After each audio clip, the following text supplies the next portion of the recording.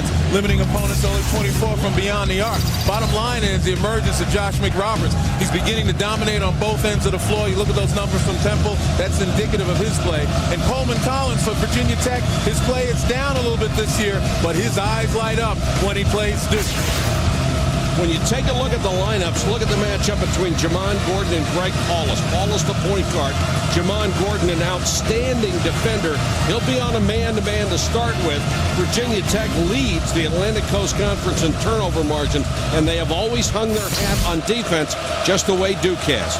Seth Greenberg, 4 losses this year, but only by a total of 10 points. Their front court has been inconsistent. That has been the problem. But he will come in here today, and you better believe Virginia Tech will compete with the Blue Devils of Duke.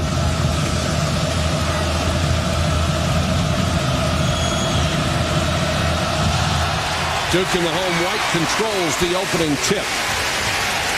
We talked about the play of Greg Paulus, obviously becoming more of an offensive threat and really starting to limit his turnovers. There was a point this year where he had more turnovers than assists. And there's one right there. Sure is. Just very careless, dribbling the ball off his left foot. First turnover. Mike Krzyzewski has now won 693 games at Duke. An impeccable record. Dowdell in the backcourt with Gordon. Washington. This is a very experienced basketball team. Collins comes out to set a screen. Dowdell with a runner, 2-0 Virginia Tech. Well, Xavier Dowdell, one of the top guards in the ACC, and you're right, Mike. You talk about experience. Virginia Tech only behind Maryland in the number of senior starts. Seth Greenberg, his first year in the league, was the ACC Coach of the Year. By contrast, when you look at Duke, they've had no senior starts this year. Nelson, pull-up jumper. Good box out inside by Virginia Tech. The Hokies with the ball. Gordon pushes it up. Nice job. Good pass to Collins, couldn't handle it. But the follow is good. Witcher, the freshman out of Rocky Mount, Virginia, makes it 4-0 Virginia Tech.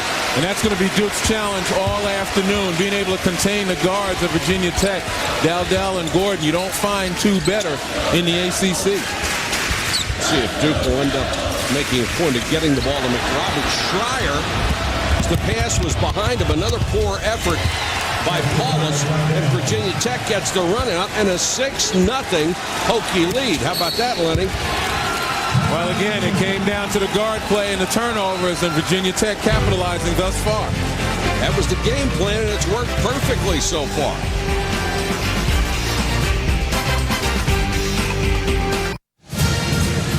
If you're a Virginia Tech fan, you've got to be happy about the start. They have pressured the Duke backcourt, forced a couple of turnovers. They're up 6-0. Paulus a year ago was only the 4th freshman point guard to lead the conference in assists.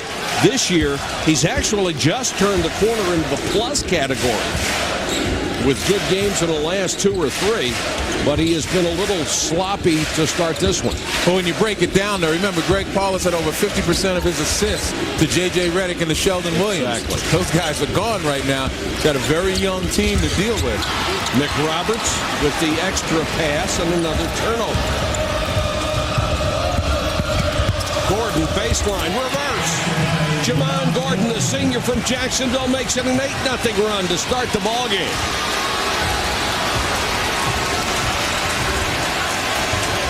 Duke has had bad first halves almost all year long. They've been much better in the second half when the offense is in front of the Duke coaching staff. Paulus, Lazy pass. Lazy pass.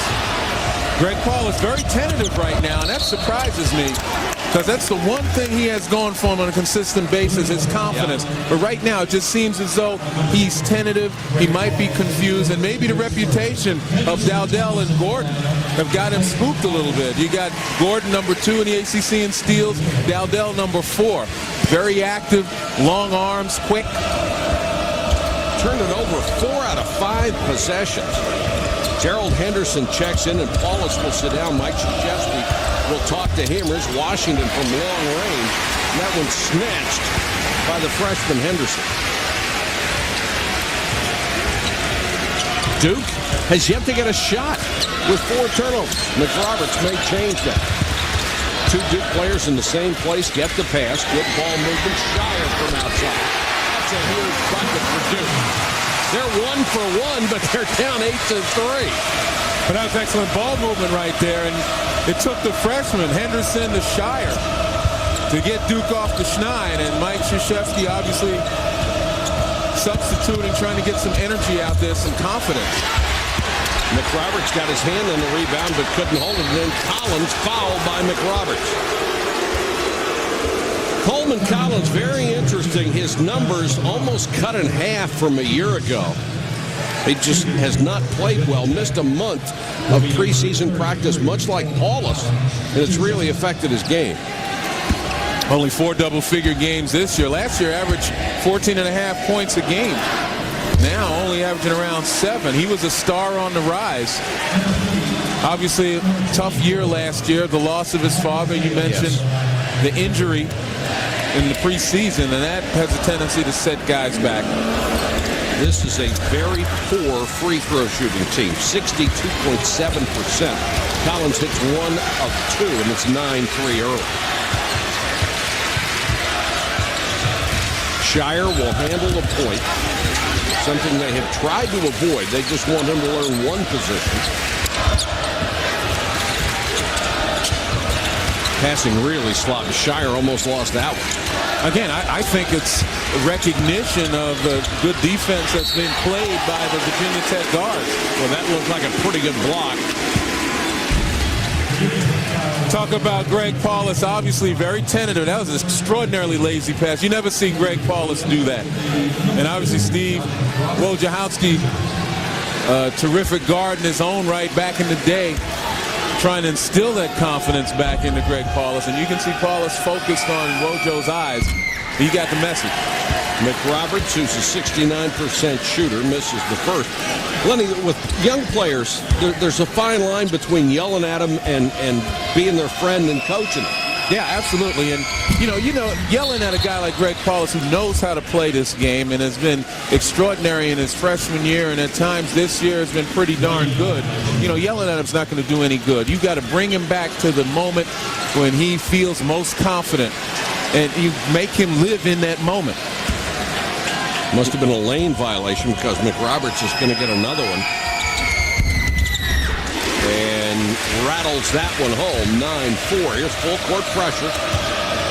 Virginia Tech beating it easily. Washington tries to go baseline. Collins. Well, we talked about it. When he sees Duke coming, his eyes light up, averaging 7 points a game. But remember, in the 4 career games against Duke, averaged 16 points, 11 rebounds. And look at the points in the paint. Very aggressive attack by Virginia Tech against Duke, and that's what Seth told him. Nelson will score.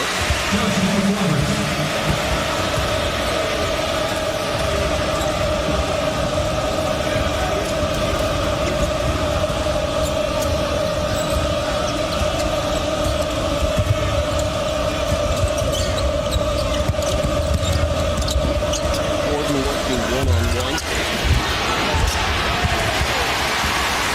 Shire.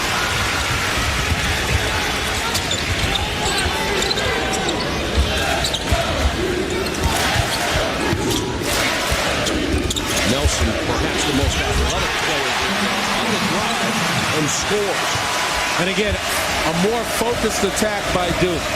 Passes are crisper. Guys are attacking the lanes when they need to. And it's Virginia Tech now that's coming down and taking wayward shots. Interesting possession that time. Duke was woefully slow getting back down court on defense. McRoberts about the only one left. High def. Of course, you know, if you come to Duke, you get to visit Krzyzewskiville, where it's a beautiful day, unusually warm, early January.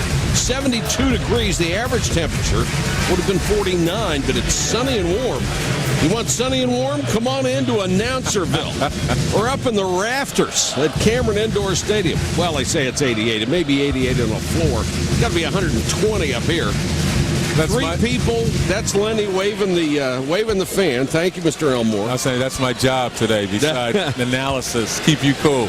Three people. You can get three announcers in here if they really like each other and if you're sadistic, but the cost is priceless. Duke the last 2 minutes, 11 seconds on an 8-3 run. Mick Roberts double-teamed as he got it low, and he traveled. Well, Josh McRoberts has to recognize that that's going to happen to him just about all afternoon. Obviously, his play over the last several games has forced teams to come and double him.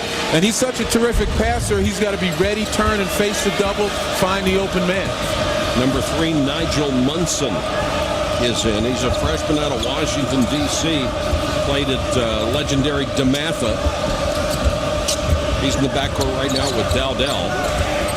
And this is Marcus Sales, a senior out of Richmond, Virginia, number 24. A.D. Vasayo is also in the front court. Pretty good shooter at 6'6". He's number 4. Shot clock is down to 6. A runner won't go. Here comes Henderson. 3-on-3. He'll take it all the way himself. Duke back to within 1 after Virginia Tech had an 8-0 start. Well, suddenly Duke has got some newfound confidence, maybe because they were able to get a couple of quick baskets and make a couple of stops as well. And you can see now, much more forceful defensively. Looks like they've got a little more bounce in their step, and offensively, quick to the ball, more assertive. Lance Thomas, number 42, is in for Duke. He had missed a couple of games with a sprained ankle. And again, the crowd giving Duke a big hand for the defense. But Zabian Dowdell quiets that with a 3. Nice pull-up jumper.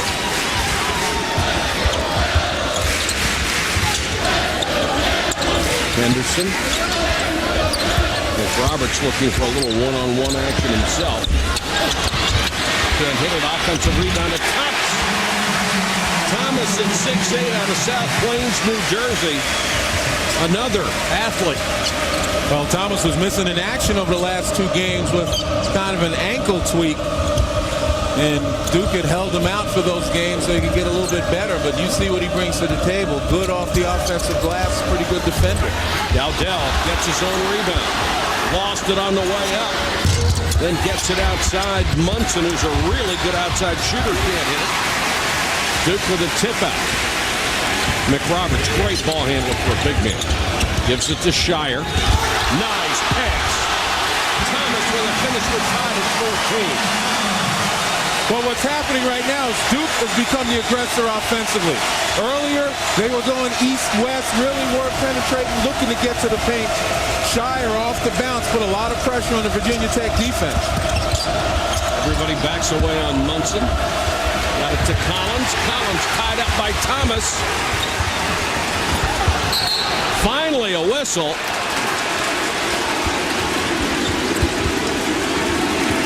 And the held ball will give it to Virginia Tech. That's what they call a foul. Call a foul. Right. Boy, that took a long time, didn't it? Yeah, and a foul on A.D. Vasayo because he jumped on top of the pile instead of reaching in to try to grab the ball.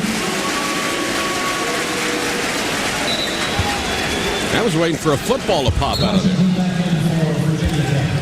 That'll be 1 on Vasayo, and Duke with a chance to take the lead for the first time. Paulus back in, and right on him is Jamon Gordon. Picked up his dribble, almost lost it, and he did. Paulus just having an awful day. 11 minutes, 54 seconds to go first half. I thought college football season was over. Might be some of the best football Duke has seen in a long time. It's going to be a great ride. Get 0% financing on XL7 with no payments till April 07. Offer ends January 31st. More college basketball tonight on ESPN and ESPN HD. At 9 Eastern, A.J. Price and the 14th-ranked UConn Huskies go against Glenn Davis, number 19 LSU. Saturday prime time presented by DirecTV. College basketball alive and well. They're not going to get a shot away, and here they come. He's feeling it. He's moving down the net. What a motion. At the buzzer. For the lead. What a shot.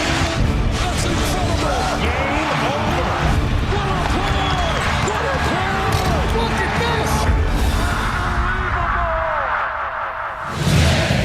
Lenny, I saw a game that you did earlier, UConn and West Virginia. The Mountaineers look pretty good. Well, I'll tell you, West Virginia is going to be one of those surprises. Very well coached, as any John Beilein team would be.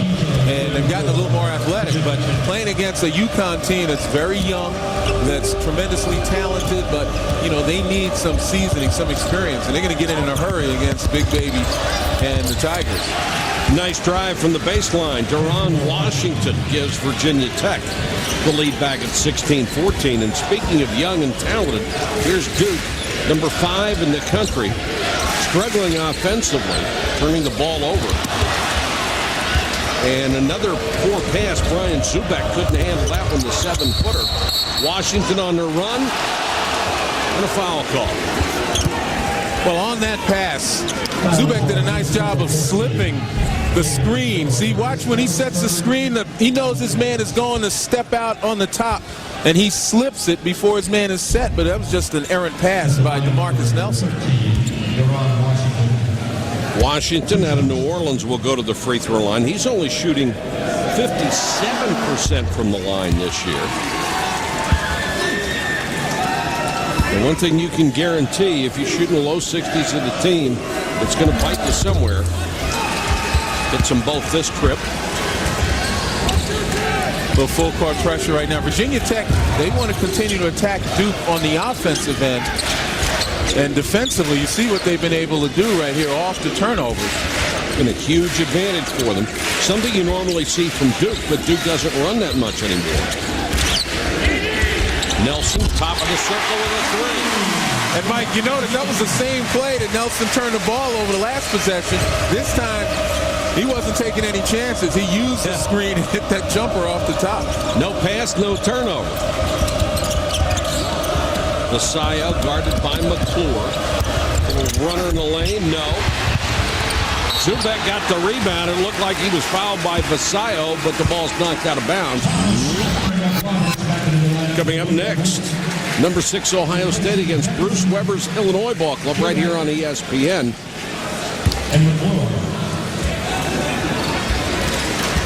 Ohio State with a chance to go for that rare double. And a lot of people, team and the basketball team up to number 1. Saying when you're talking basketball, a lot of people think obviously that Ohio State and Wisconsin are the two big dogs in the Big Ten. Nelson, good defense by Washington. McRoberts back in the ball game. Paulus for 3. His shooting has improved lately. Everything about his game has improved lately, but regression a little bit today, perhaps. And again, I think a lot of it has to do with 2 tremendous defensive guards. Yes, He's being probably overly cautious. Vasayo, he's got that range. That's why he's in the ball game. 38% from beyond the arc, but coming into this game, he was 12 of his last 27. That's 44%, and he's picked up where he left off. 21-17, Hokies. McRoberts working against Jakite, who's a very physical player. Seth Greenberg said perhaps the most physical player he has ever recruited. Nelson wide open for a jump shot and missed it. And speaking of physical, you saw 2 guys flying out of that crowd over there, and that's what ACC basketball is all about. We can talk about all the numbers in non-conference play we want. This is a different season. Contact, offensive foul. Lance Thomas trying to get down the lane. Picks up the personal. And when you're playing physical basketball, you're going to see bodies flying, turnovers exchanged. Good, gritty basketball. Only been 7 fouls called in this game so far. 4 on Duke, 3 on Virginia Tech. And the turnover story is going to be a factor. Washington got away from Shire. Missed the shot. Shire with a rebound. But Washington, with his athleticism, I hate to see him settle for that jump shot. Put it on the floor, get to the paint, maybe wind up with a mid-range shot where he can elevate and use his soft touch. Shooting that shot just plays into Duke's hand. Wallace looking for a screen. Thomas steps into a jump shot and bricked it. Washington. Foul will be on Paulus. You know, whether or not it's the correct call, and Mike Krzyzewski obviously doesn't think so, I think the best part about that call that a lot of officials don't make is the fact that there's contact. It's either, wow, he almost jumped over Paulus. I talked about Washington's athleticism, but the important point is you make the call. There was contact there. It's either a block or it's a charge. Now, again, without judging, and that looked like obviously a pretty good call. Didn't look like Greg Paulus had gotten himself set until Washington had left the ground. Yeah, I didn't think so either. But in the end, you got to make that call. All too many times you see officials swallow their whistle on that call. Washington with a miss. He's hit 2 out of 3 from the line and 4 points in the first 10 minutes. Jakite goes out of the ball game. And Mike, you referenced it early. Virginia Tech, 4 free throw shooting team, 63%. And in a close game situation, that's going to come back to bite them big time. Always does. 21-17, as poorly as Duke has played so far in this game, they're only down by 4. And McRoberts has been no factor offensively.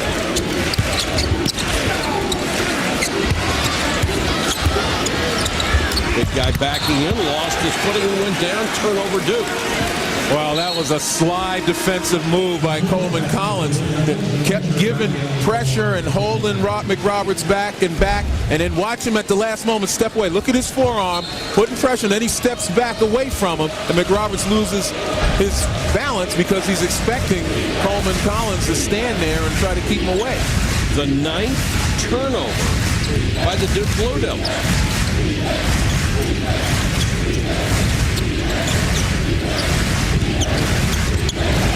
Messiah, that was a tough pass right at the feet of Witcher. He had no chance. Seth Greenberg, chance to talk to his ball club. They're up by 4 with 7:45 to go in the half. Get on the road to WrestleMania 23 and follow them to greatness.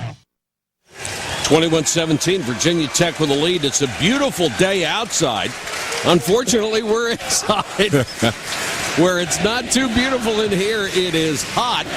And because of the fire marshal regulations, they have the doors open, so any air conditioning that might be sneaking out of the inner offices isn't affecting anything on the court. It's going straight outside.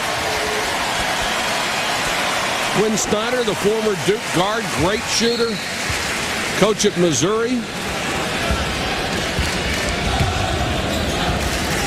Enjoying a rather toasty afternoon here at Cameron Indoor. And I've always said about Quinn Snyder, how come I never see he and Johnny Depp in the same place? Yes, sir. There's a reason. Nelson reverse off the pass from McRoberts. McRoberts and Paulus are the 2 leading assist men on this team, but in the first half they have 7 turnovers between them. Which is odd because over the last 4 games, they've averaged between them 8 assists and only 3 turnovers. Yeah, they've been sensational. But back to your earlier point, give Virginia Tech some credit for that. Collins. Well, I tell you what, you always have a team, as a player, you always have a team that you see and you just, for some reason, play well against. Yep. But normally it's not one of the best teams. And Coleman Collins has really accepted the challenge. We talked about it again, averaging 16 points, 11 rebounds in 4 career games against Duke. Last year, in the last couple of years, it's been against Sheldon Williams. So Coleman Collins really gets himself up for these games. It's not like he's playing against a nobody in the middle there. Dowdell. We talk about activity, and the reason why Duke may be turning it over, particularly Paulus, again, has to do with the defensive activity of Virginia Tech. Witcher trying to use power inside, and he's fouled by McRoberts on the follow. Josh McRoberts has got to step up again. You know, over the last several games, he's really emerged as an extraordinarily versatile player, giving Duke what they need when they need it. And right now, they need him to be more of a force in the post. It'll help loosen up the perimeter defense. They called a tie-up instead of a foul, so McRoberts still has only one.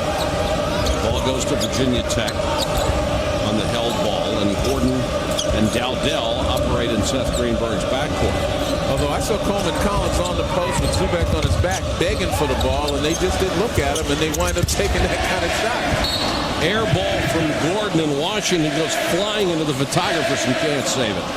And Seth Greenberg told us before the game that, you know, there have been questionable jump shots by his guards as opposed to going inside. So far, both teams shooting the ball very well. And Duke's turnovers have been the difference in this game. Yeah, for the most part, when Duke can run their stuff, they're getting good looks. Nelson wide open behind the double screen and buries the three. DeMarcus Nelson shooting over 41% coming in from three-point range, cuts the lead to 1. And we said it over and over again in every Duke game we've telecast. But DeMarcus Nelson is their most consistent player. He's also their team leader. May not be the most vocal guy, but right now with 12 points, you wonder where Duke would be without DeMarcus Nelson. He has 12 of the 22.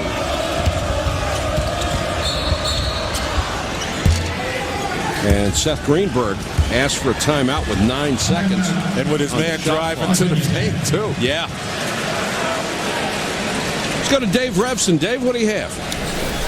Well, Mike, we've got a thrashing going on here in the Big East. Notre Dame 13-1, but getting hammered at Georgetown. Jeff Green, Jonathan Wallace running the nice backdoor cut right there. 23-6 Hoyas. Ooh.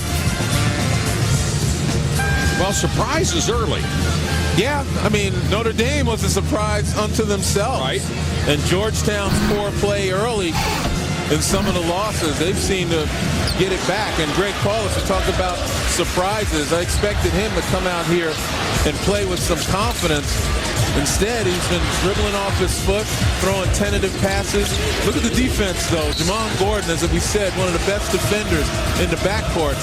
And he's really gotten into Greg Paulus's head. And Steve Wojciechowski wants to get the Duke method back into his head. Greg Paulus obviously having just a tough afternoon so far. And 2 fouls as well, spending a lot of time on the bench as Shire runs the ball club and has done a pretty good job of it. Well, again, I mean, Mike Krzyzewski with Paulus on the bench, he wants somebody who's going to execute. And Greg Paulus just not capable at this moment. And you saw Steve Wojciechowski talking to Greg Paulus. He wants to get Jamon Gordon out of Paulus's head and get himself and get the Duke way into Greg Paulus's head. Foul's going to be called on McClure for a hold. That'll be 2 on him, and Steve Wojciechowski did not like the call. Mike Krzyzewski did not like the call either. 16 fouls on Duke, only 3 on Virginia Tech here in the first half. Gordon, as the shot clock was running down, hits a runner.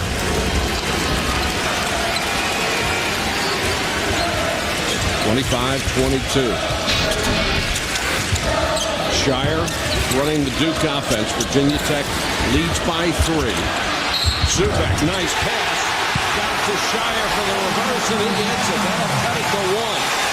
So the 7-footer, kind of player you don't see much in college basketball anymore, the kind of player you haven't seen at Duke forever.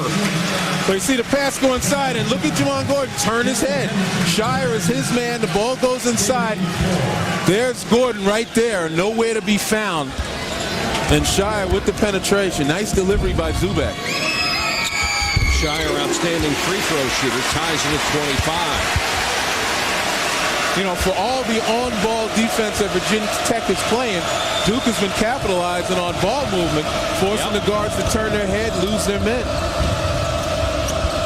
This is Washington as Duke ratchets up the defensive pressure. Collins against Zubac. Almost get caught up in the air. Sales short-armed it a little bit. Offensive rebound. Collins. That's a gift if you're a big man when the ball's tipped right to you on the way to the hoop. Well, it's important right now for Virginia Tech to continue to answer Duke. You know, recognizing that Cameron is arguably the toughest place to play in the ACC, and they're right here.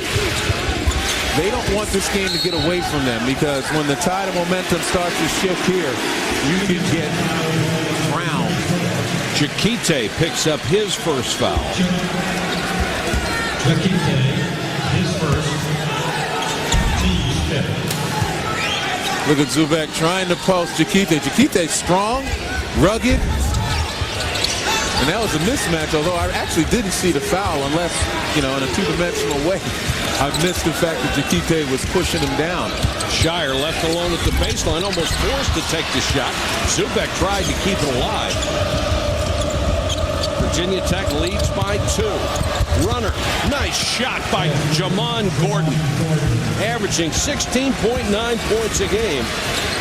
Check it, making 11.9 points a game. And he gives the Hokies a 4-point lead. Jakite really playing Zubek physically. Nelson with a miss. McRoberts with a rebound. Had it taken away. Here comes Washington. Holds up, waits for help in the form of Gordon.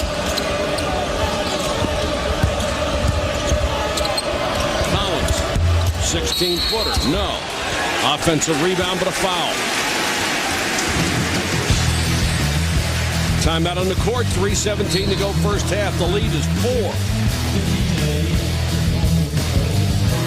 Georgia, and we'll also get you ready for the primetime game as UConn goes down on the Bayou to battle LSU. Guys?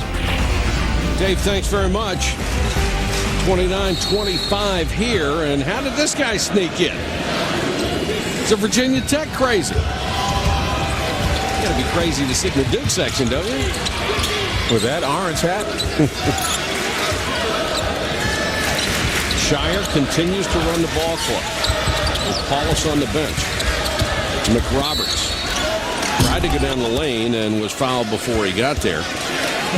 More college basketball tonight on ESPN and ESPN HD. Number 14 UConn, number 19 LSU, Saturday primetime presented by DirecTV.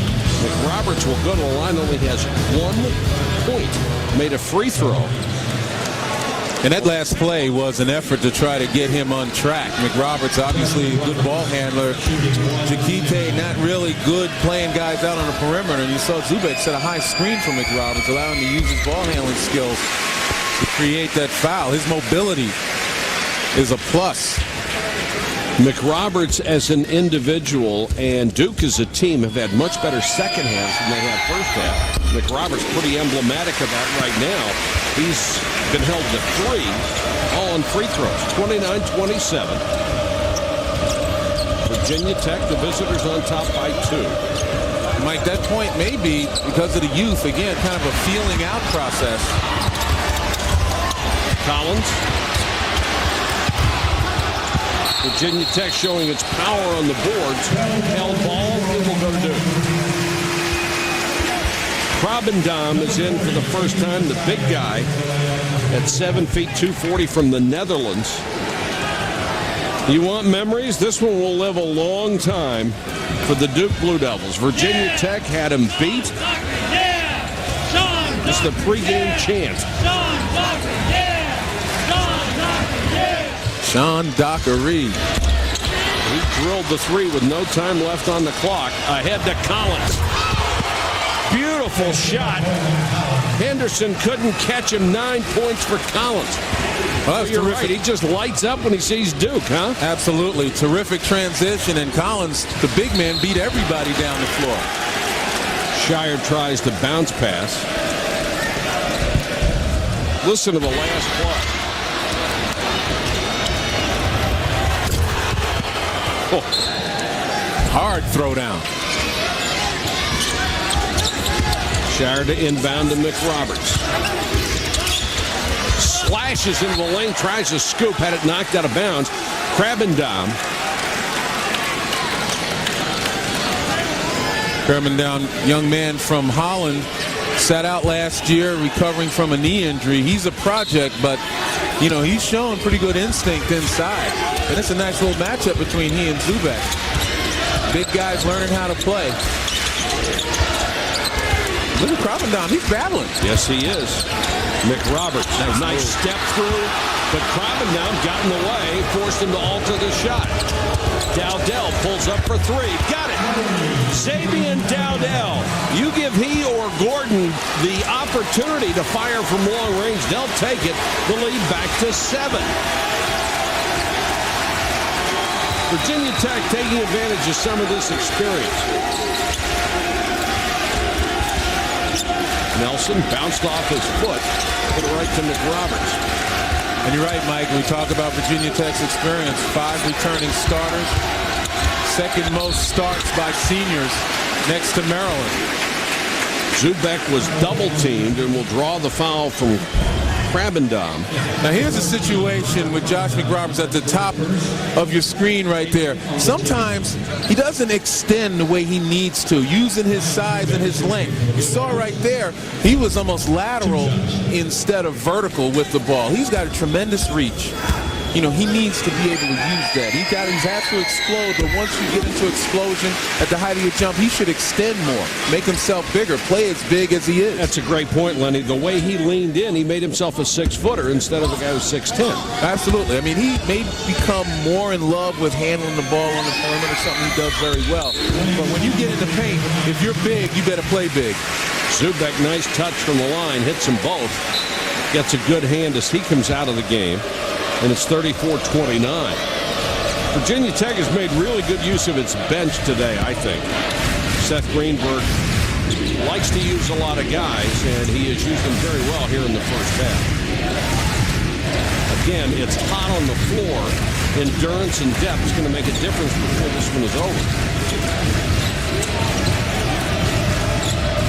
Running a weave outside against that Duke man-to-man. Shot clock down to 13. Vasayo, a little hesitation. Dribble hits a runner. Vasayo, very good-looking ball player. Absolutely. Again, he's very offensive-minded. Young man from Puerto Rico by way of Hargrave Military Academy. Henderson, tough shot in the lane. Can't get it. Rebound to Shire. He battles his way through and will pick up the foul on Krabbendam. That's 2. And Paulus getting a chance to watch right now. I'll tell you what, even when he struggles, he's had a great attitude. I mean, he's a very good young man. Oh, yeah. I mean, you talk to him, and he's always upbeat, always optimistic. And look at him cheering for his teammates. He's not wallowing in self-pity. That's right. Quite honestly, sitting on the bench may give him some perspective going into the second half. Shire hits a free throw. He's 2 for 2 from the line, has 7 big points here in the first half. Shot clock will be off. We have 34.4 seconds, so Virginia Tech can play for the last shot of the very good first half for them. Actually, this is a key possession right now, to go in on a good note, to score, take some of the wind out of Duke's sail.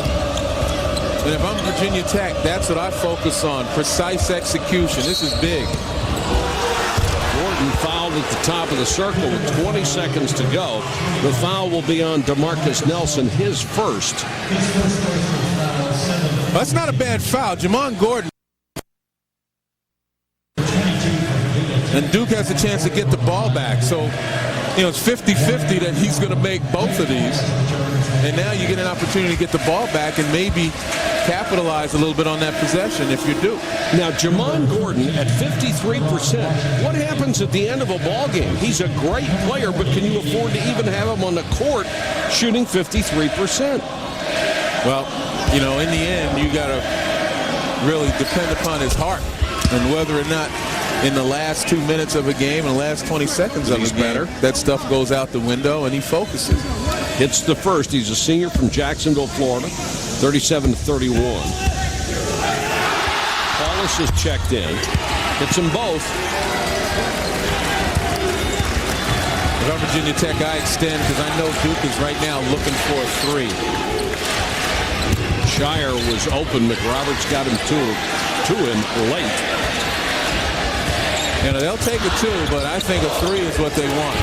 Here's Shire trying to work his way free. Draws the foul.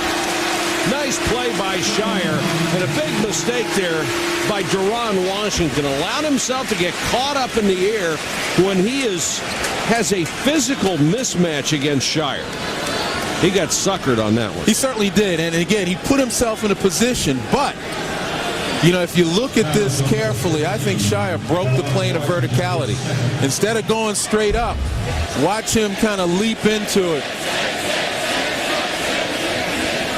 Right here, Washington gets up in the air, and now see how he kind of goes to the side a little bit and makes the contact? Still, shooter's going to get that call. Yeah, they are.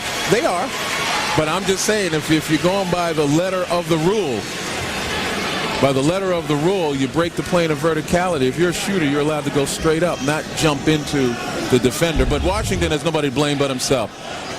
They want to see if he got the shot off and where the foul was called in time, and certainly there is just under 2 seconds. Shire will go to the line, 8 points. He hit all 3 free throws.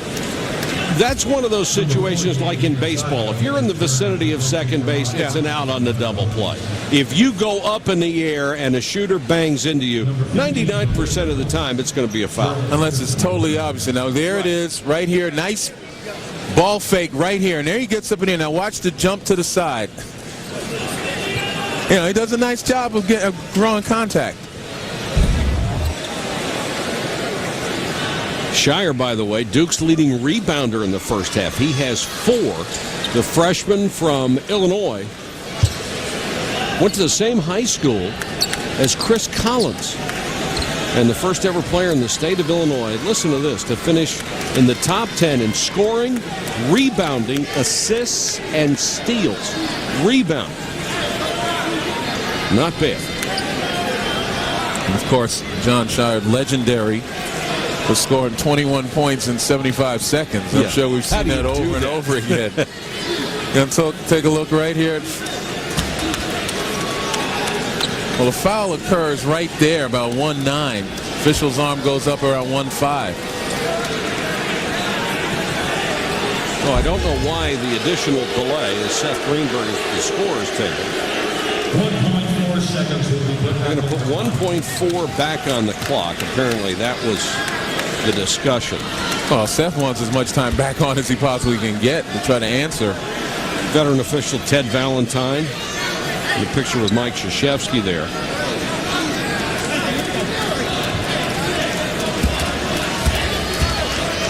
This is a very young ball club. In fact, the youngest since the World War II era for the Duke Blue Devils. And Shire misses a free throw. He had hit all 3 before.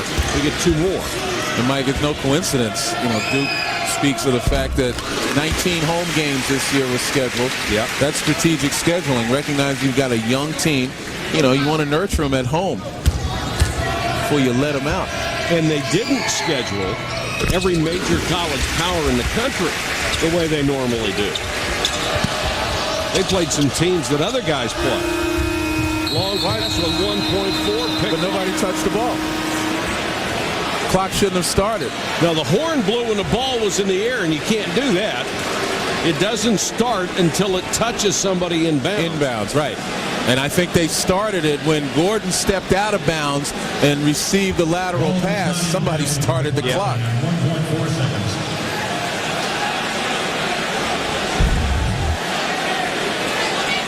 See, Gordon gives the ball in. Now he steps out, and they started the clock. Yeah.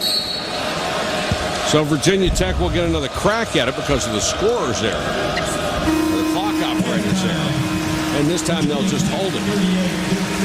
Good first half for Virginia Tech, especially on defense. They forced Paulus and McRoberts into numerous turnovers. Virginia Tech runs the court to a 38-33 lead. Let's join Dave Repson in the studio for the UPS halftime. Tech's defense is something that has been focused on him. And to measure that, Virginia Tech in that half had 9 deflections to Duke's 5s, and that's a good measure of defensive activity. Virginia Tech had 30 shots in the first half. Duke only had 21 because of those turnovers. Well, this game has also been about turnovers, as we mentioned, but also free throws. Duke 12 attempts, made 10. Paulus with a reach-in nearly got the steal, then a shot and a foul. And Virginia Tech, 8 attempts and 5 makes. And look at the points off turnovers. That's obviously the difference in this ball game.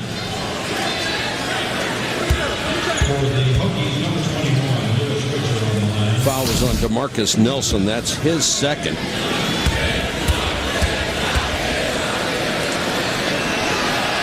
Witcher out of Rocky Mount, Virginia. I had heard of Rocky Mount, North Carolina, but not Virginia. You know, Mike, looking at this stat sheet, the thing that knocks you out is that Greg Paulus only played 6 minutes in the first half. Some of that due to the fact that he had 2 personal fouls, but I think most of it to the fact that he was ineffective. Which makes the turnovers even bigger. That's 4 turnovers in 6 minutes of play. Nelson trying to go baseline against Washington, and it's an offensive foul on DeMarcus Nelson. That's his third. And boy, that is huge. DeMarcus Nelson, leading scorer for Duke, 12 points. And you look there on the baseline drive.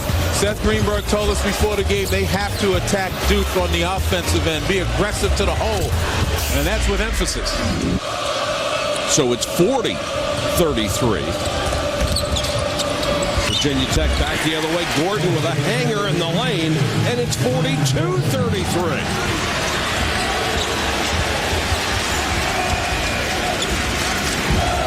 Will Duke have an answer in the second half?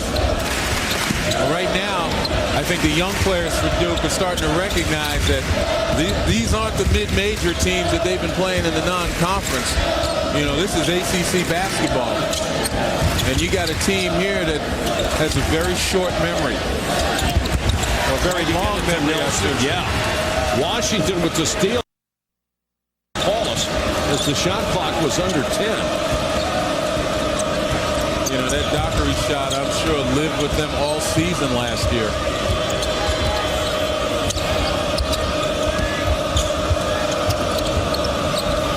Washington, very confident-looking ball player.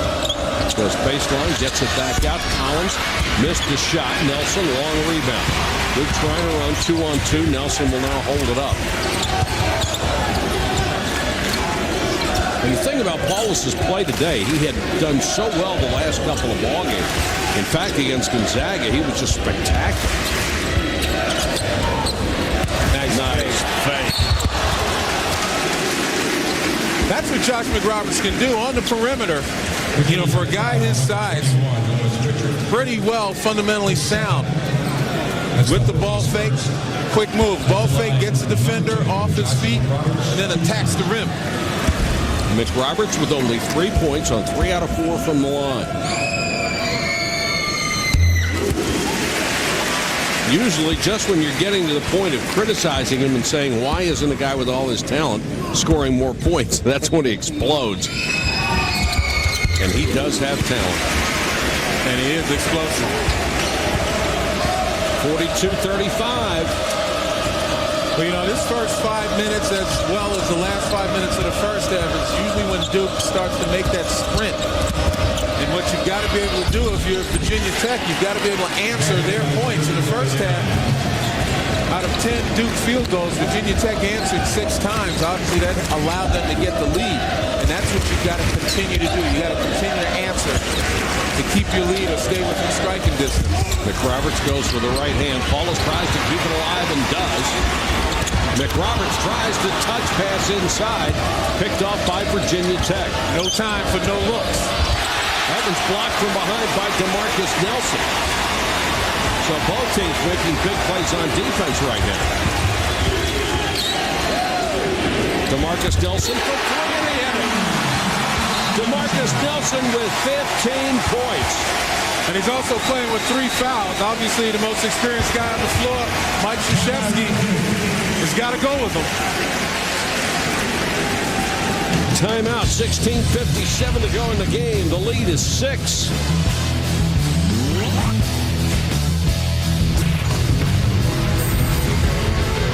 Take you back a couple of plays with Greg Paulus against Xavier Dowdell. Lenny? Well, look how much room Paulus is given. And obviously defensively not on his toes, flat-footed, and Dowdell recognizes that and just takes Paulus off the bounce. And so does Mike Krzyzewski recognize it. And he's telling Greg Paulus, you've got to get up into his chest. You know, not allow him to put the ball on the floor. And after the lesson, he allows Greg to sit down, and it's going to give him a little more time to gain some greater perspective. Maybe see if his teammates can do what he wasn't able to do. Shire did a real good job in the first half, and there's a walk on Gordon as he got inside but couldn't finish the play. Well, that was a good example of the Duke defense. We talked about how well they played all year, and that time on the drive, two guys go to penetration and cut Gordon off and force the traffic. Henderson, a reach-in foul on Washington. That will be 3 on this junior from New Orleans. Coming up next is number 6, Ohio State against Bruce Weber in Illinois, right here on ESPN. But we've got a long way to go at Cameron Indoor Stadium. Number 5, Duke, taking on Virginia Tech. Nelson in the lane, stripped, fighting to get it back, still loose. Washington stepped on the end line. Although, Mike, despite the turnover, Virginia Tech very quick to the ball. You know, one of the keys is being aggressive when the ball is on the floor. You know, loose balls, they seem trite, but they add up. So Duke gets it back. Shire to inbound. What's the effect with Shire at the point? You look to him for scoring. Can he do both? Well, he's going to have to. I mean, Paulus was able to shoot and keep the defenses honest. Shire is the same kind of guy, a better shooter.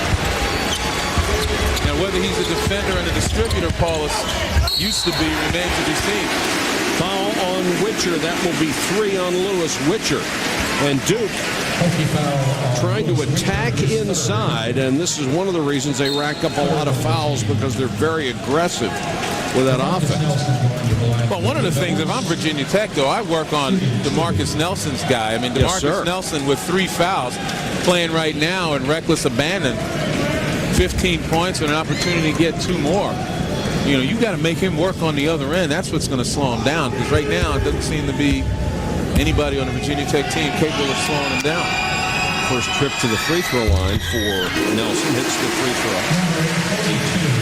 44-39. 16 points. Witcher will sit down with his 3 personals. Nelson, the leading prep scorer in the history of California basketball. And at 6'3", he was number 3 all-time in rebounds. Can you think of the number of guys in California that were great rebounders, and he finished 3rd all-time at 6'3". Duke within 4. Dowdell running the ball club. You know, we talked about how important it is to answer. Gordon likes to go one-on-one. Caught up on the baseline. Gets it out for a wide-open 3. No good. And here comes Nelson on the run. He's going to take on the whole team. Nelson into the lane. Stepped in. Got it. What a play by DeMarcus Nelson. He has 18 points. Make it 19.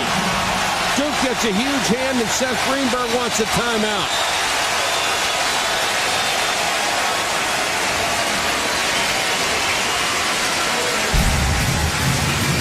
Well, this is the ACC, and it's the experienced guys, the guys who are battle-tested, usually the ones that step up. And DeMarcus Nelson with 18 points right now. Again, just goes coast to coast, surveys the floor, totally under control. And you talk about leading by example. If his teammates can't get in line, then there's something wrong.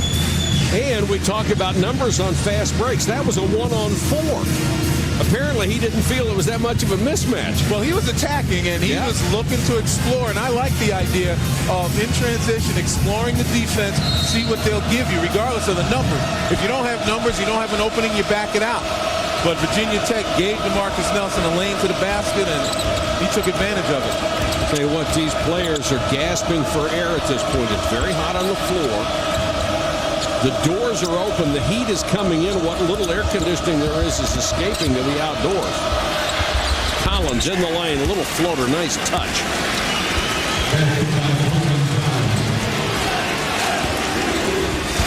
Well, the fire marshal enforcing the code here in Durham. And that's the agreement that they would leave the doors open. Shire, nice baseline drive. Must be a North Carolina graduate. Probably. 46-44. Jamon Gordon as they work for a clear out on that side around the screen. Three, got it! Beautiful shot. And Nelson couldn't get around the screen to stop him. 13 points. And that's what I talk about when you got to answer. When Duke is going on a run, you got to find a way to answer them. If you're an opponent coming in here, Cameron, because if you don't, as I said, the avalanche comes and you're buried. Now, both of these teams have run similar offensive sets the last couple of times down. They're running clear-outs for guys and hoping for some one-on-one action, and it's working for both ball clubs.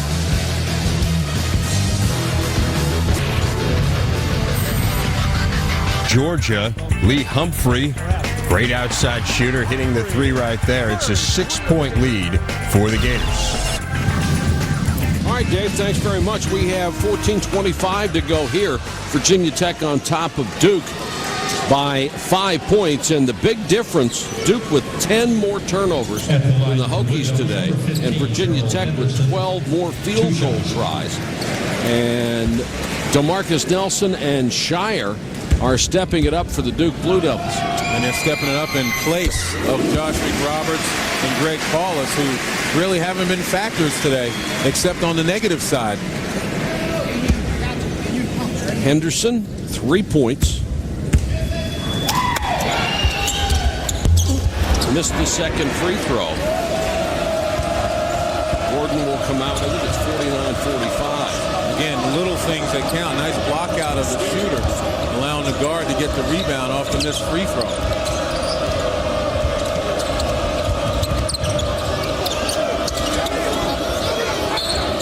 Sales to the ball, whistle and a foul, and if this is on Nelson, it's 4.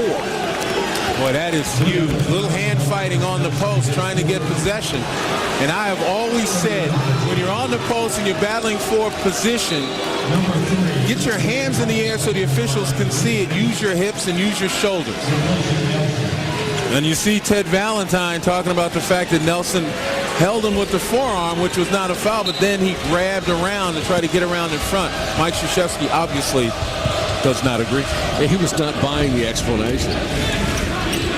Paulus comes back in. Nelson will have to sit down with those 4 fouls. Messiah last to touch it out of bounds to Duke. I see the battle inside. The forearm is okay, but watch when they change. Right there, see the pull of the shirt as well. Ted Valentine saying the forearm was okay, but it was when you whipped around and you got a piece of his jersey as well. McRoberts, the basket and a foul. Chris Tucker, number 42, into the ballgame, trying to defend on the double team, and he picks up the foul. A good quick move. Right there, McRoberts makes a nice move with the drop step. Tucker too late defensively. McRoberts said, no celebration, baby. Let's win this. 7 points for Josh McRoberts. He's hit 5 out of 6 from the line.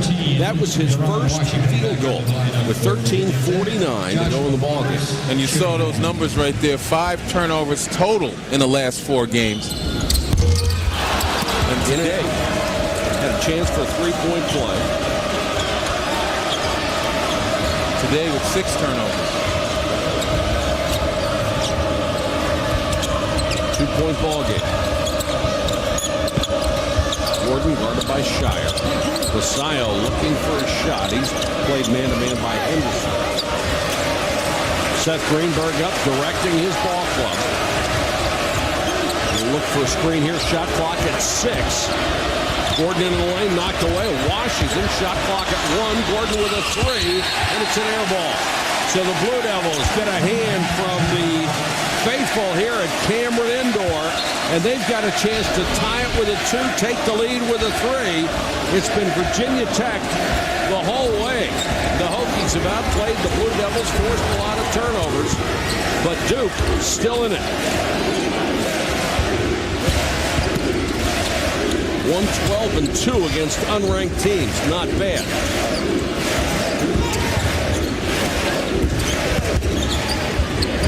Paulus. Nice head fake, and he was fouled by Gordon. And a struggle for the young man.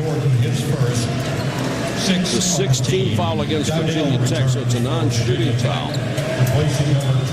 But in this league, Mike, you cannot let your past struggles, moment by moment, you can't let them interfere with what you're about to do. And Greg Paulus, on that move, you saw him still trying to be aggressive as opposed to the tentativeness that he demonstrated in the first half. Well, you're always looking ahead, aren't you, Leonard? Well, you have to. You can't allow people to take your game away from you. Henderson, nice jump step, had the ball knocked away, no call. Vasayo, nice baseline drive, short-armed it. McRoberts gets it out of Paulus, 2-on-2.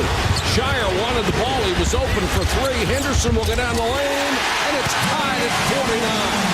Boy, Shire was calling for that ball for a wide-open three. Paulus wanted the easier two.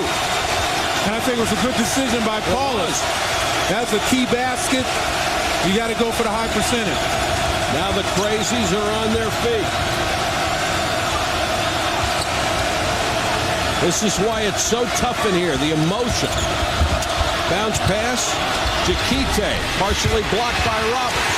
Duke basketball as Roberts tipped it to Shire. But that's an opportunity I think Seth Greenberg would love to have had Coleman Collins in that position as opposed to Jakite, who's not really an offensive player. Good entry pass to McRoberts. Duke's first lead of the game, 51-49. Well, Lenny, I'll tell you what, this team surprises me. Just when you think, they're going right down here, they have no chance, they're not playing well, here they come. They've done it all year. And they're demonstrating their depth. Obviously, with McRoberts and Paulus not on top of their game, they had guys like Shire and Henderson, along with DeMarcus Nelson, keep them propped up until McRoberts and Paulus can find themselves. Inside the Play is brought to you by Infinity. And you're going to take a look again. Just a crisp ball movement to drive inside. The problem is you're going to take a look at this guy's open, but he knows that, and he's pretty much telegraphing that pass. He's not looking to the basket. And that's what Virginia Tech has been able to do against Duke, anticipate. But when you go to the basket strong and you make yourself a threat, like Josh McRoberts on that one, you're going to find success more times than not. McRoberts' ability to shoot with either hand is so big. I mean, he uses the proper hand when he gets on the right side of the lane or the left side of the lane, gives him a big advantage. Collins got it to Vasayo, tough jump hook shot. Knocked out of bounds. Both guys battling for it, and out of bounds to Duke. That gets Seth Greenberg up off the bench.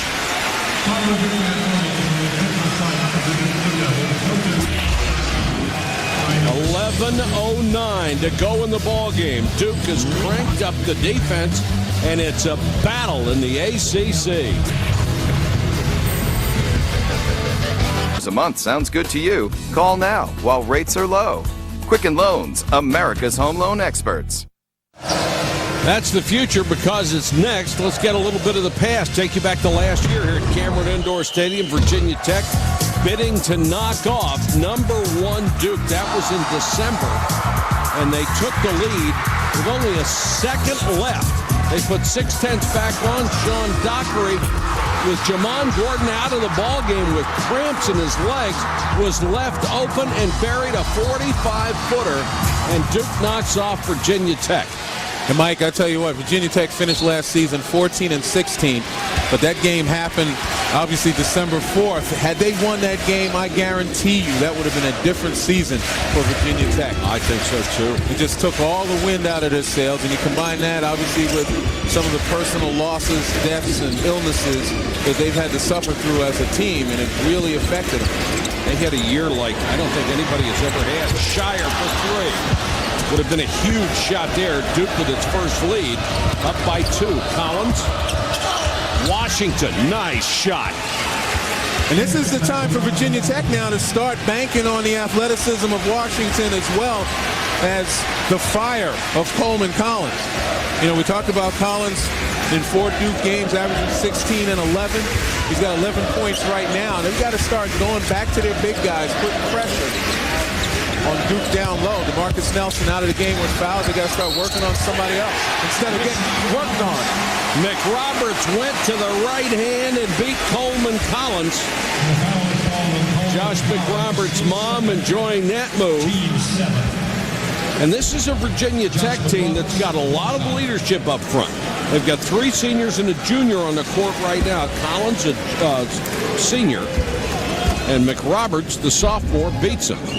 See, that's exactly what Duke is doing. They see Collins as a threat, so they're going to go and work on him before he gets a chance to work on them. Yeah. McRoberts misses another free throw as we approach the 10-minute mark. Gordon outside, guarded by Shire, has done a pretty good job on him, especially in the second half. Dowdell, pull-up jumper. And that's what I'm talking about in the paint. When you've got the length and the elevation, just lay it up there softly. You know, it'll fall in for you. You get the nice backspin off the ball. Ultimately, guys try to be too perfect, and with runners try to hit the bottom of the net. Just get it up on the rim.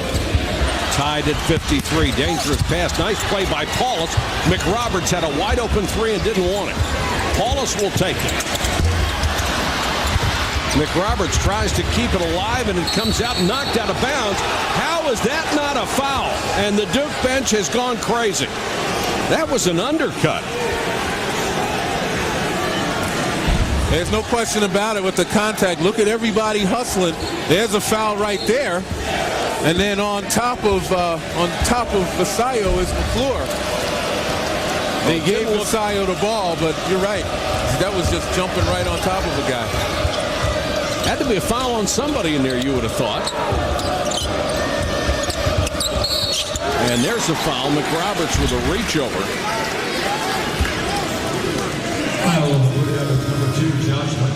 Josh McRoberts has got to be very careful right now. You know, and I mentioned before, you talk about working on him. This is what Virginia Tech is doing. They want to answer McRoberts' baskets with putting the pressure on him by going to Collins. Duke is playing without DeMarcus Nelson, who's on the bench with 4 fouls. They've made up with his absence so far.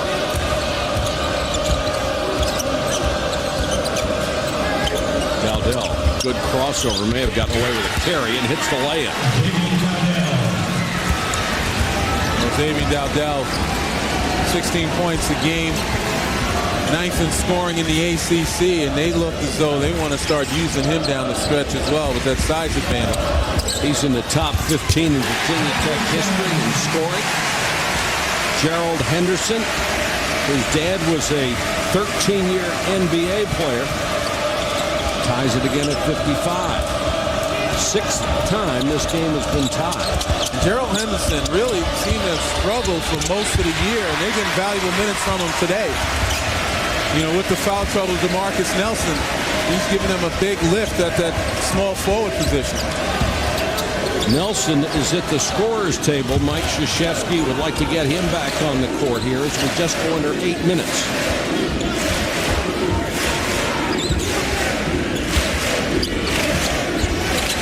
McRoberts, nice cut.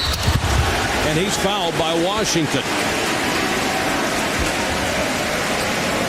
That's 4 on Washington. 7:50 left, tied at 55 at Cameron Indoor. 9% from the field. They're on top 62-35, Mike. 62-35, holy cow. More college basketball comes your way tonight on ESPN and ESPN HD. A.J. Price and number 14 UConn against Glenn Davis. And number 19 LSU, Saturday primetime. Presented by DirecTV. Boy, we've got a good one here. First ACC game at Cameron Indoor Stadium this year. Virginia Tech and Duke locked up in a battle at 55 apiece. Washington with 4 fouls. DeMarcus Nelson for Duke with 4 fouls. And yes, Seth, it is unusually hot in here. It's in the 70s outside. They say there's air conditioning at Cameron Indoor. I think that's a publicity stunt. I know there's no vents up here. There's a big tube that says cold air. That's about it. McRoberts, who has struggled at the free throw line, now only 5 of 9. And he aimed that one. I mean, he didn't even shoot that. He had his hand up and it looked as though he was throwing a dart instead of shooting the ball. Didn't stick. Neither did that one. We talked about Virginia Tech's woes at the free throw line. You shoot like that, even if you're a 70% shooter on the year, it'll kill you. Now you got to find a way to get Jamon Gordon on the move and force DeMarcus Nelson to guard him. No call on that? Okay. Finally, Ted Valentine comes in and makes the call after no call. I was thinking the same thing you were, Len. That's just crazy. Yeah, David McClure had perfect blockout position. And Witcher came right over top. Yeah, you talk about... It looked okay until, again, the reach. But again, good blockout position by McClure. Duke has missed its last 5 free throws. And now Washington and Witcher, 2 starters with 4 personals.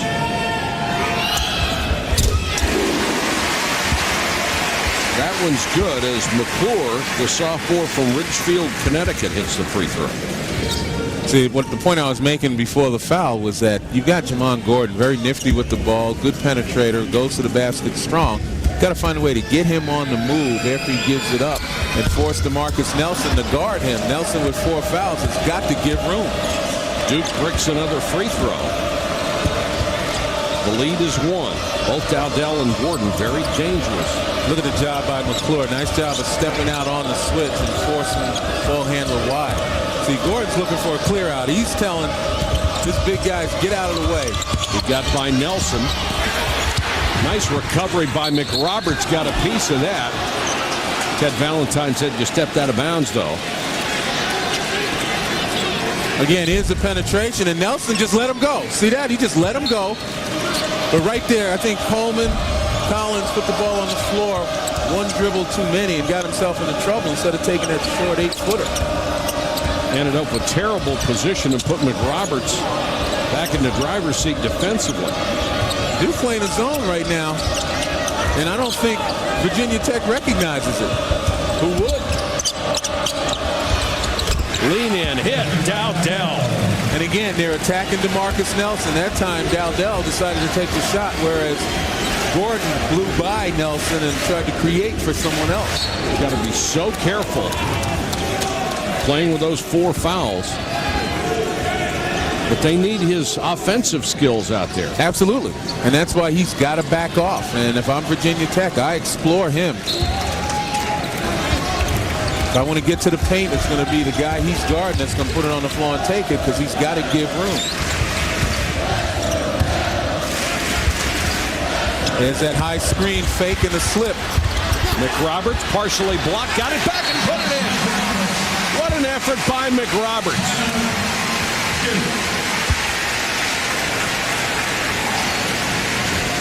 Well, in the critical moments, when you're in the heat of battle, the officials are allowing them to play. Now take a look right here. There's a high screen. Hold it right there. As he steps up, McRoberts recognizes that, and that's what I mean by slipping the screen. You see the step out by Collins. There's no way he can get to McRoberts in time, and the help side comes over too late, as the guys on the weak side for Duke are very wide and good three-point shooters, and you have to honor them. Nice reaction by McRoberts. Those are things you have to recognize in a heartbeat so you can make that move. Absolutely. When you feel the guy who's guarding the screener step up really high and you know that your teammates are up high or wide and the help side is not there, you slip that pick in a minute. And Duke has had some success with that. That's almost their go-to play. That in a need situation, they've been able to get baskets or get to the free throw line. And McRoberts certainly been the go-to guy. He has a big second half. And Duke is back on top by 1. Can Gordon and Dowdell carry them down the stretch? Between them, they're averaging over 28 points a game. Those are the guys they're going to want to have the basketball. That time Dowdell, same thing, got in the paint, elevated, set up there softly, didn't get the roll, but that was a good shot. And here it goes again, high screen, slip. This time Collins does not come high. Shire was open. Good job to get the bounce pass over to the side to Henderson. Shire had the three, but Henderson was wide open and he got him the ball. Good ball movement by Duke. Very slow rotation by Virginia Tech. And you see Virginia Tech in their 4 losses by a total of 10 points. Close game situations. It's all about the little things. First of all, hitting free throws. Secondly, playing smart defense. And Witcher just picked up his 5th personal foul. So Washington, the very athletic forward, will come back in. And Henderson goes to the line, 7 points, 1 out of 2. Remember, Washington has 4 fouls as well. Yes. And will Duke start hitting his free throws?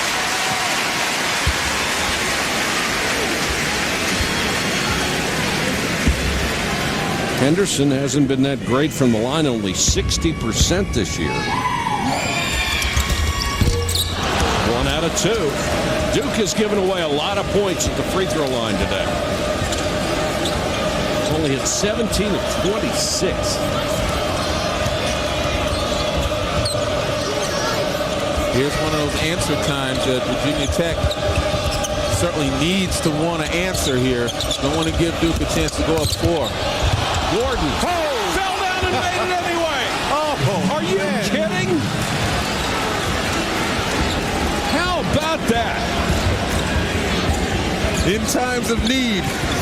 Sometimes prayers are answered immediately. No waiting.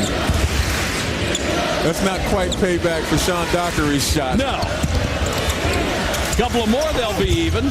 Nelson got inside, couldn't finish. Tied at 59. Dowdell just inside the three-point line. Players slipping all over the place right now. The heat and the humidity affecting this floor. Right, and the extraordinary perspiration. These guys stand still, and that sweat is dropping on the floor. And everybody's got to be cognizant of that. Every time there's a play stoppage, they need to get out there and wipe up. Shot clock at 10. Sabian Dowdell down to 7. Dowdell pull up from 17. Nice shot, wouldn't go. But if I'm Dowdell, I don't stop taking that shot when it's available. Can't lose your confidence. He's right on it. And he can get that shot almost any time he wants. Now Duke's going to spread the floor a little bit and look for a bunny inside if they can. Looking to take that lead because mentally that puts an awful lot of pressure in a game like this on the opposition. McRoberts underneath, knocked away. Out to Duke with 8 on the shot clock. We're under 4 minutes, so there's a timeout with 3:57 to go in the ball game. How about that? Might have been a travel, but who cares? Give it to him. What an effort by Jamon Gordon. To the highest standard, professional grade. Just another lousy day in the ACC. 59-59 with 3 minutes and 57 seconds to go in the ballgame. It's been a good one. Virginia Tech with a big advantage forcing turnovers. But there you see on the reset, Tech now with 10 fouls in the second half. So Duke will shoot 2 from now on. And Duke with only 4 team fouls, so they've still got a couple to give before they even get in the penalty. Nelson almost lost it and then double dribbled.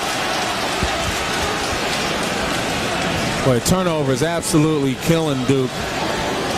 You know, you take away the turnovers in this ball game and maybe even assign a reasonable amount, and Duke is probably winning this ball game if everything goes according.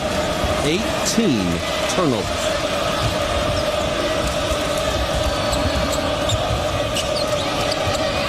Every possession becomes dear now. Tied at 55. Nice pass. Washington clobbered as he went inside. Who gets the foul? It'll be on McRoberts, his 3rd. Well, again, good ball movement right there. It all begins with Gordon. DeMarcus Nelson with 4 fouls playing him. Gordon could go anywhere he wants. Nice delivery to Washington, and Washington attacks that rim. Problem is, Washington 57% free throw shooting. 2 out of 4 today. That one looked pretty good. Well, as I always said, you know, it's not what you do to begin the game, it's how you end it. 1 out of 2.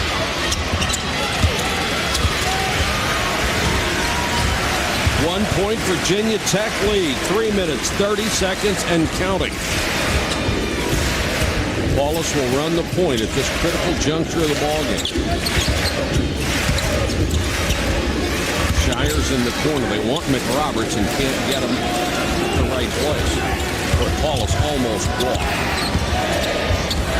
Shot clock at 6. Wallace, another turnover. The backdoor cut wasn't there. Here comes Washington. He went right over top of him. Are you kidding? And that's the second time that Deron Washington has literally jumped over Greg Paulus. But this time it looked like he cleared him completely. It looked like one of the NBA slam dunk stunts. Let's go to Brad Nessler. He has a preview of Ohio State and Illinois. He did clear him.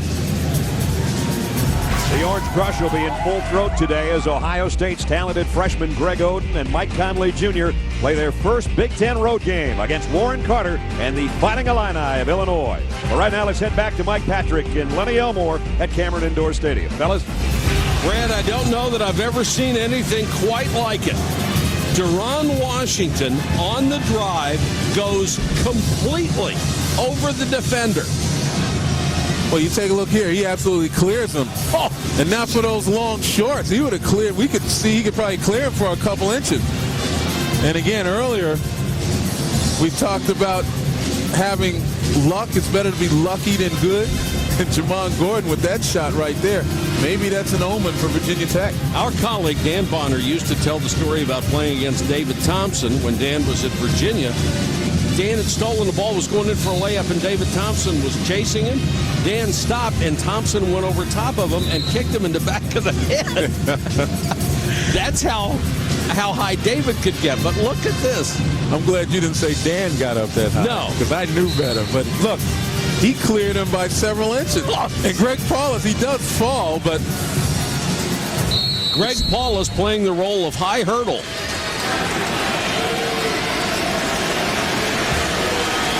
Unbelievable. Vince Carter did that, I believe, in the Olympic Games. But it's a 3-point lead and a remarkable play by Washington. McRoberts lost the ball off the poor pass, or off the pass from Shire. And now Dell with 2:38. Virginia Tech, 3-point lead and possession. Again, if you want to get somewhere with it, you got to get Gordon's touch. He's got Nelson on. You know Nelson can't afford to foul out of this game. Lost his balance. Down he goes. Shire's ahead of the pack, then turned his head, and the ball went right by him. Duke blows a huge opportunity to crawl back within 1. And we talked about it earlier, about getting the loose balls quickly, you know, creating your own breaks. And right now, down the stretch, the breaks seem to be going Virginia Tech's way, even when they make a mistake, as Jamon Gordon did, and almost did just then. Almost. 11 on the shot clock. Nice move to get into the lane, no shot. Somebody's got to make a big play here for either side, either to put it away for Virginia Tech or to get Duke back in it. Nelson. Little runner in the lane. McRoberts tries for the rebound. He and Collins are tied up. Possession arrow will give it back to Duke. You see the anxiety setting in, Mike. Guys are taking quick shots. They're taking shots where they're not set. That last shot by Jamon Gordon, he didn't recognize who was guarding him. You're right, Lenny. Everybody getting a little tight right now. McRoberts. Shire will come back to get it. Has a chance for a 3 and didn't look. Nice job by Shire to try to spread out a little bit. And he tossed it up in the air. A poor decision by Shire. Had McRoberts on the baseline, got right on top of him before he tried to get it to him. Well, his original move to widen out was to create a Hagan on his own.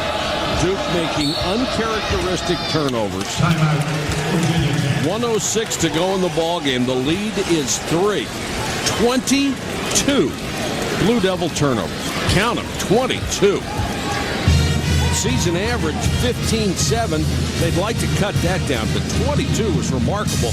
And remember, Virginia Tech leads the ACC coming in, one of the best teams in the nation, in difference in turnover margin. So they've done a great job in that regard. Well, Virginia Tech only turns it over 12 times a game, but let's remember this. This game obviously is not over. Virginia Tech has had a penchant for losing close games this year.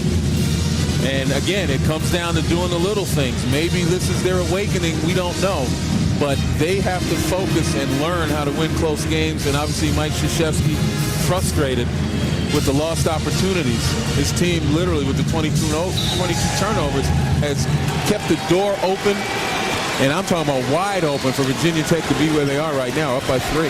Since it was tied at 59, Duke has turned it over 5 times and only gotten 1 shot. They missed that. Very reminiscent of the way they started this game. Shot clock at 18. Game clock now at 1:03. Gordon working against Nelson.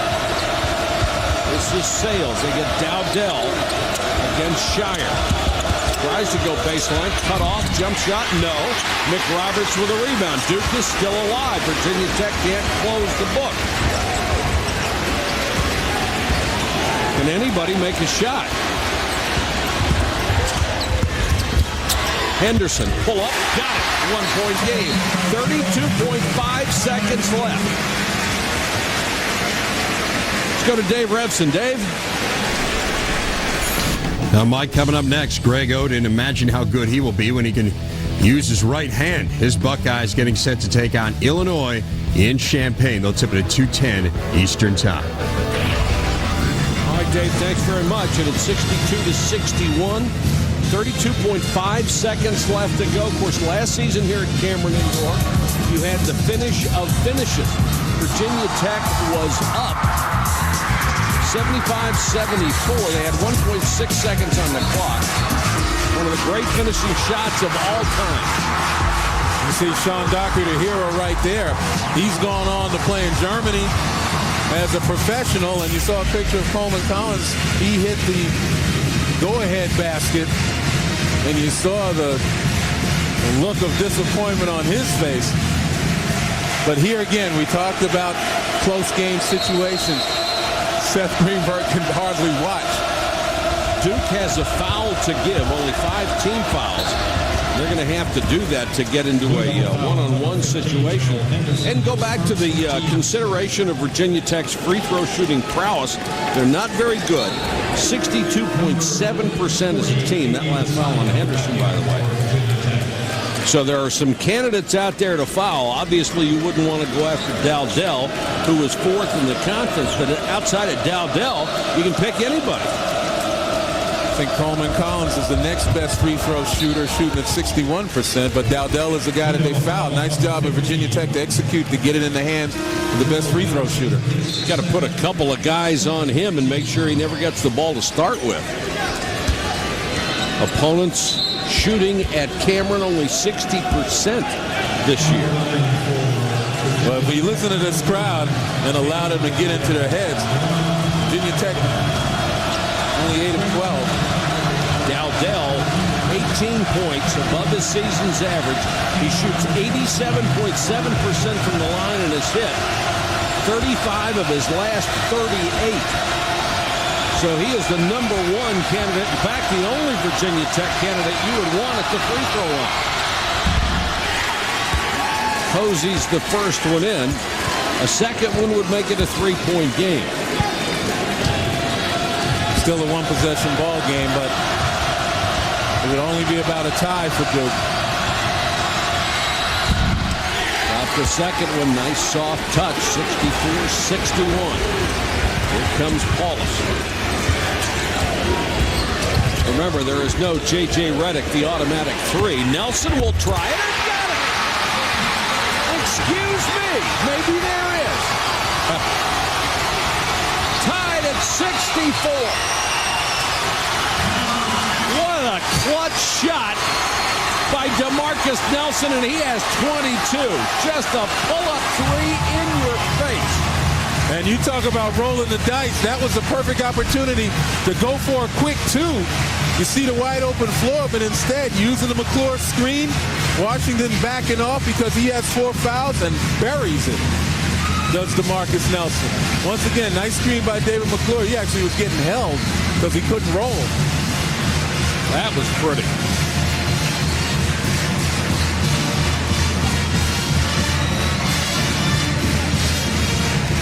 So 17 seconds to go in the ball game. Nelson has been the big offensive guy. But man, that was quite the gamble right there. Yes, it was. And recognize if he missed it, he'd obviously have to foul, and you give a chance to make it a 2-possession ball game. And if Virginia Tech had hit the free throws, that pretty much puts it out of reach. But they have always been a team that embraced the three-point shot. If you've got one, go ahead and take it. Well, there must be a timing issue right there. Clock starts as it should. Right now there's 17 on the clock. Let's see where this shot comes.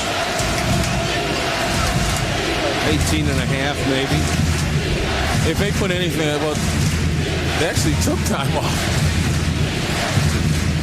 If they're going to do anything, they ought to put a second and a half back on the clock because that's when the ball went through.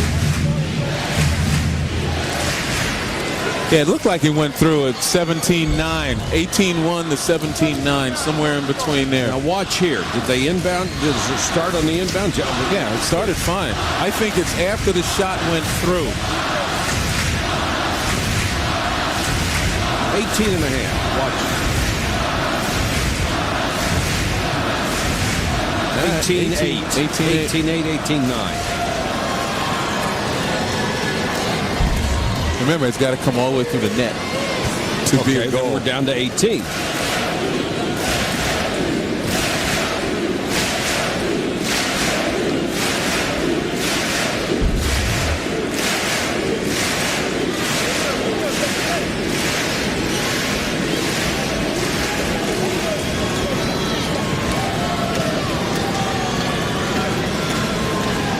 And the idea is that whether it started when the ball was inbound, and it didn't. And that's why DeMarcus Nelson was pointing up to the clock. He said it looked like a good 2 seconds before the clock actually started. So it stopped at 17-9.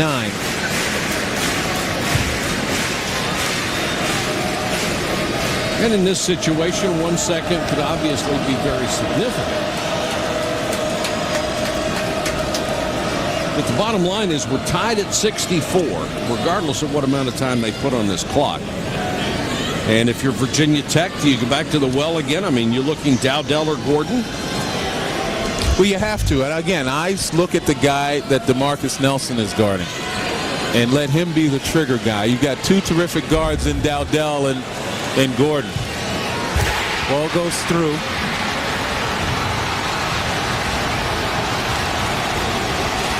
Now the clock did not restart, so they've got a couple of timing errors to deal with there.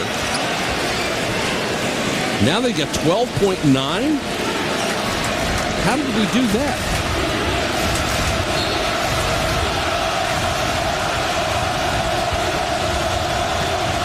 I wish we could get an explanation, but here's what's going to happen. Well, they took 5 seconds off from the time that they stopped, so that was the referee's judgment. Dowdell, 1 second.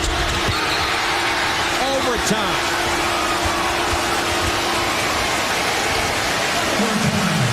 Those 5 seconds were huge. Well, they were, and I think the officials missed what should have been on the clock after the basket. Should have been another second and a half. Well, Virginia Tech has been living and dying by Xavier Dowdell in need situations. Jamon Gordon gives it up.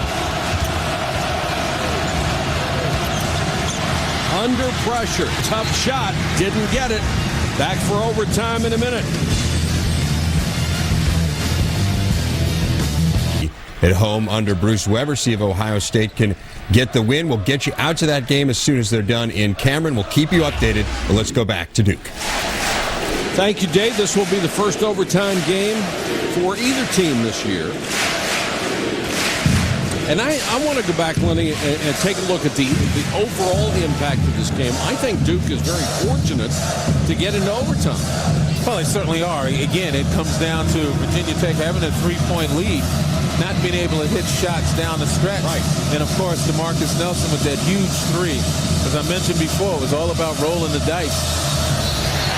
McRoberts looked like he hit that ball on the way up. Duke may be very fortunate to have another jump ball situation. McRoberts got in there early. Tips this one, controlled by the Blue Devils.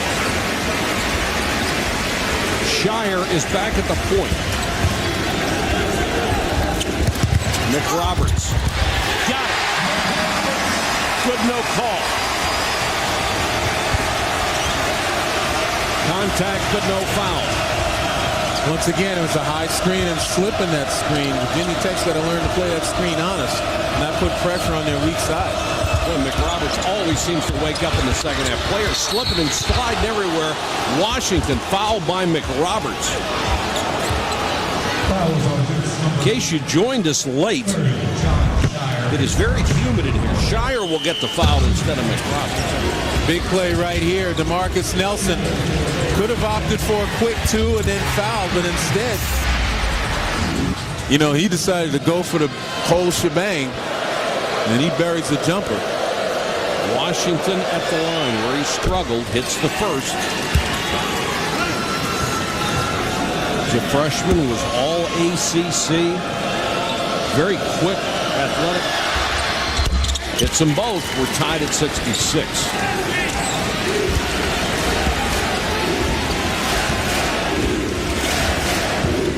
Shire against the senior. Dowdell takes him all the way to the baseline and brings it back out. Again, the one thing that jumps out at you, Greg Paulus on the bench, not leading this team in overtime.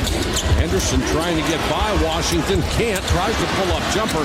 Henderson forced that one. Yeah, he did. He couldn't find anybody open and got a little antsy. Shot clock still had some time on it for him to find somebody open.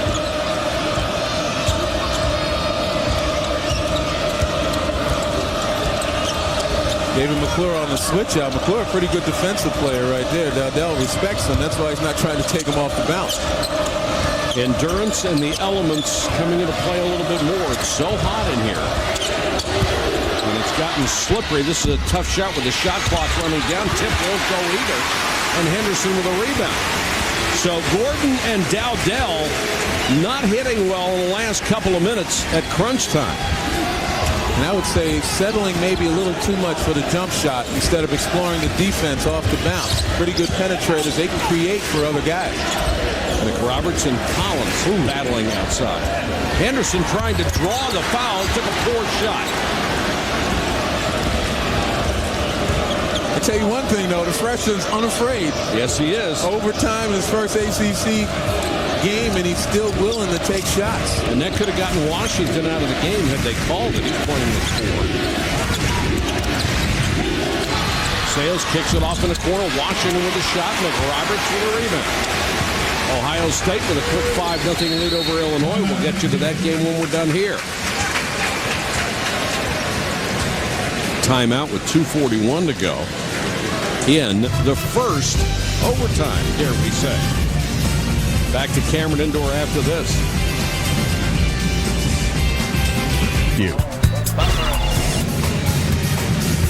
Dave, you gotta love your school to wear this. Once a Blue Devil, always a Blue Devil, no matter how you look. You like the fact that the horns light up? Yeah. That's good. Although I suspect that was a bet from your grandchildren. And he didn't win it either. That's right. And there's the other side of being a Blue Devil. Had a little controversy at the end of regulation. Watch the shot by Nelson.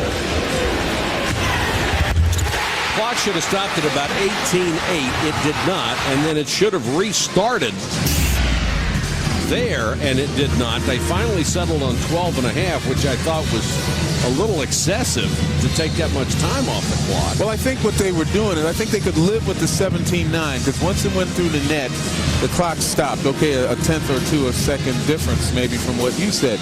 But once the ball was inbounded, the clock didn't start. And I think it was their calculation that it was about 5 seconds from the 17-9. In overtime, Duke has hit 1 out of 3 shots. It doesn't sound good, but Virginia Tech is 0 for 3. Paulus back in at 2:39. Tied at 66. Virginia Tech has scored from the free throw line in overtime only. But Coleman Collins doing a nice job on McRoberts down low, not allowing him to post up without an arm, high-siding him to the ball. And the way to get McRoberts free is a high screen right there. Nelson, shot clock down to 10, had to force a 3, and it turns out to be tipped by Sales, I believe.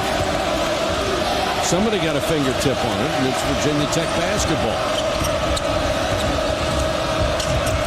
Coleman Collins has been the forgotten man right now. The guards have been dominating the offense, and they've forgotten about the guy who usually has dominant numbers against Duke. Number 2 on the clock. Dowdell against Shire into the lane, puts it up to not get the roll. The rebound to McClure. They have been so close in the last couple of minutes in here in overtime, but they can't hit a shot. Virginia Tech unable to get anything to go down.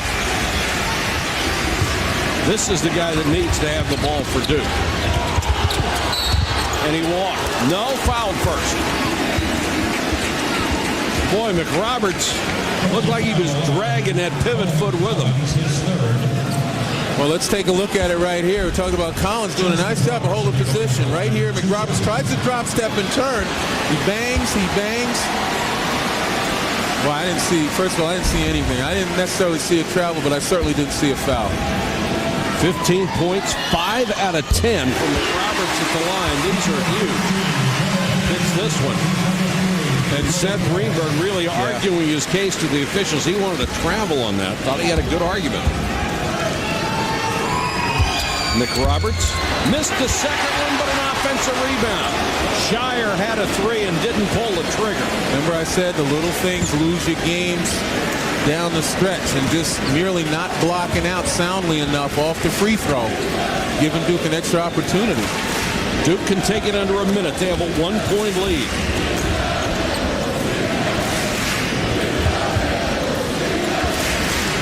Shire in control of the offense. McRoberts with 9 on the shot clock. Shire got it back. He'll take the 3. Virginia Tech ball. Down by 1. Neither team doing much of a job in making clutch shots right now. Zabian Dowdell. And Virginia Tech wants a timeout with 43.5 seconds to go in overtime. It's one thing to be the guy who wants the ball at crunch time. It's another thing to get it and have to make a shot when you don't necessarily, you're not in good position to make it. Right, you have to deliver, and I think Dowdell and to a certain extent Gordon have felt the pressure that they have to do it alone. And particularly Dowdell, who's had about 3 or 4 shots down the stretch in regulation and early here in overtime where they were his shots, but he's not making them. What you need to do right now is continue to have them handle it because they are good ball handlers, especially the guy who's guarding DeMarcus Nelson. Yeah. And you force him to be able to penetrate. And then don't forget about Coleman Collins. You go to the basket. I was just going to say the same thing. And Collins has done a tremendous job defensively against McRoberts. But this is the play we're all going to remember. Washington. Yikes. Right over the top of Paulus. And then Gordon, this shot. He'll remember that one. Players love stats. And that gets your shooting percentage up in a hurry when you make a couple of those. We talked about memories when we started this game. Well, there's something waiting out there. Washington's going to have one to last them forever. You get a clip of that thing going over Greg Paulus. But just warn the kids, don't try those at home. Yeah. Hey, Paulus is 6'1". It's not like he jumped Muggsy Bogues.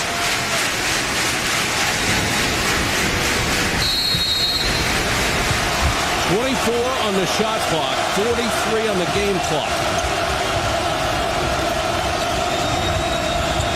Vasallo has checked in for Virginia Tech. Another good shooter. See, look at the hand check right there. Got away with, oh, man. Gordon with a floater. Virginia Tech back by 1. And the reason I bring up the hand check, the officials are going to allow these guys to play. They've worked too hard. Nelson setting multiple screens for him, trying to get in the lane, lost the ball, saved it. Henderson kicks it outside. McClure missed the shot. Washington with a rebound, and he's fouled. Foul ball, Virginia Tech's ball on the offensive possession. Or did they call a jump? They called a jump, and the ball will go to Virginia Tech. So now Duke has to foul with 8.8 seconds on the clock. Hokies by 1. And Seth Greenberg trying to tell his team what he wants and is going to have to take a timeout and bring him over. That's a good timeout, though. This is the last situation where you want to have any kind of miscommunication whatsoever. Not that you want to have it at all. Right. But certainly not here. Now, Dowdell is their one really good free throw shooter, and he's a world-class free throw shooter.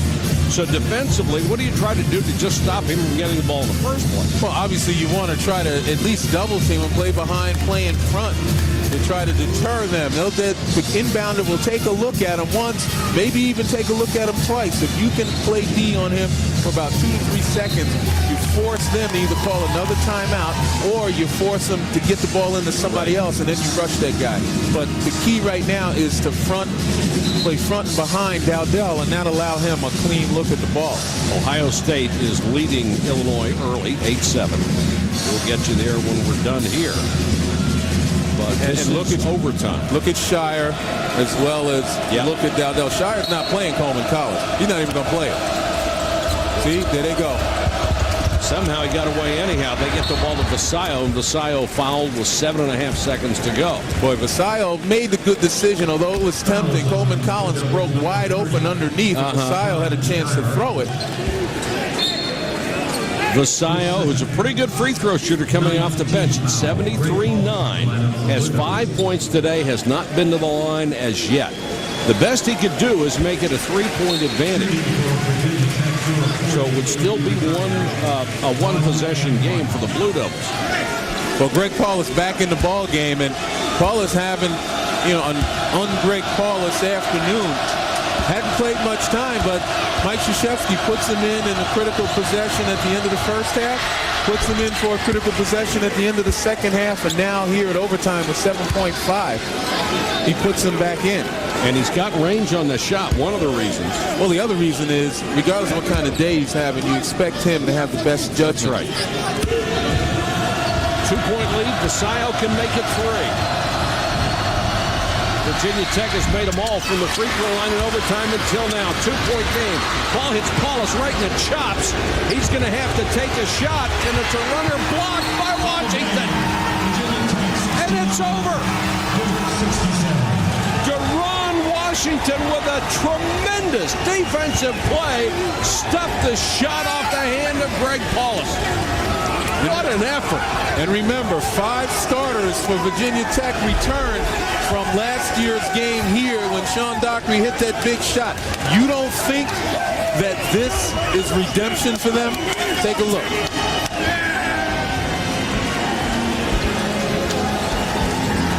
What a sequence for the Hokies of Virginia Tech to win a huge game. Well, first of all, the miscommunication there. McRoberts with the hard pass. Now, Paulus has nothing to do but try to shoot it himself, and Washington had a bead on him all the way. See, look at Washington. He's got a bead on it all the way. Left enough room where he could use his athleticism for the deflection. 6-1 against 6-7 and 6-7 wins. Heck of a play by Washington. And a tremendous effort by Virginia Tech. They win it over number 5 Duke 69-67. This has been a presentation of ESPN, the worldwide leader in sports. Don't forget Postgame Extra on ESPN News. Coming up next, Ohio State, Illinois. For Len Elmore, Mike Patrick, thanks for watching, everybody. Here's Brad Nessler and Steve Lavin.